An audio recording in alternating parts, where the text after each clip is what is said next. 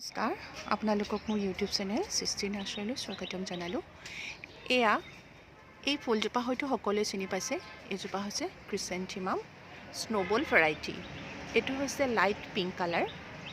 এইবিলাক ছিজন ফুলৰ ভিতৰত সকলোতকৈ আগতে এই ফুলটোৱে ৰোৱা হয়, যিটো আমি অসমীয়াত ইন্দ্ৰমালতী বুলি কওঁ। ইয়াৰ বিভিন্ন ধৰণৰ কালাৰ আহে। এইটো এটা পাৰ্পল কালাৰ, বেগুনীয়া ডাঠ বেগুনীয়া কালাৰ। ছিজনৰ প্ৰথম আৰম্ভণিতেই ক্ৰিচেন্থেমাম ৰোৱা হয়, আগষ্ট মাহত আৰু ছেপ্টেম্বৰ মাহত। তেতিয়াহে ফুল সোনকালে আহে আৰু বাৰিষাৰ আগতে ইহঁতে ফুলিও শেষ হয়।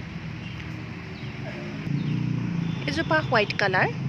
হোৱাইট কালাৰবোৰ মোৰ বহুত যথেষ্টই ডাঙৰ হৈছিল, তেতিয়া ভিডিঅ' কৰাই নহ'ল। এইটো অফ হোৱাইট কালাৰ।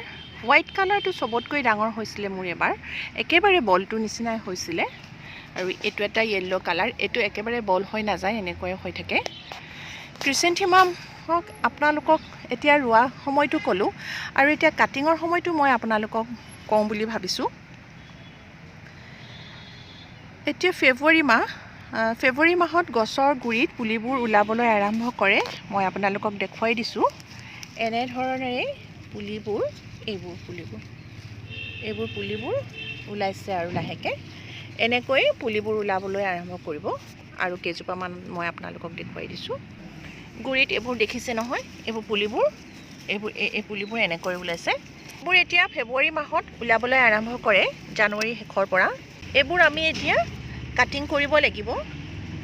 ক্ৰিচেন্থেমামৰ কাটিঙৰ সময় হৈছে মাৰ্চ, এপ্ৰিল, মে', তেনেকৈ কাটি যাব পাৰে আপোনালোকে। আৰু এতিয়া জানুৱাৰী লাষ্টত যিহেতু পুলিবোৰ ওলাবলৈ লৈছেহে, পুলিবোৰ এতিয়া বহুত সৰু হৈ থাকে। ফেব্ৰুৱাৰী মাহটো ডাঙৰ হ'বলৈ দিব লাগে আৰু মাৰ্চৰ পৰা পুলিটো কাটিব লাগে। আৰু আপোনালোকক মই যেতিয়া কাটিম তাৰ ওপৰত এটা ভিডিঅ' বনাই আপোনালোকক দেখুৱাম। আজিলৈ মোৰ ভিডিঅ'টো ইমানতে সামৰণি মাৰিছোঁ।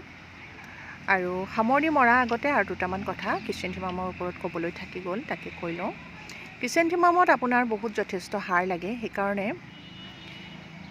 আপোনালোকে গোবৰ দিয়াৰ উপৰিও DAP, MOP, ছুপাৰ ফছফেট মিহলাই আপোনালোকে কলি অহাৰ আগে আগে গুৰিত নপৰাকৈ, শিপাত নপৰাকৈ কিনাৰে কিনাৰে দিব লাগে।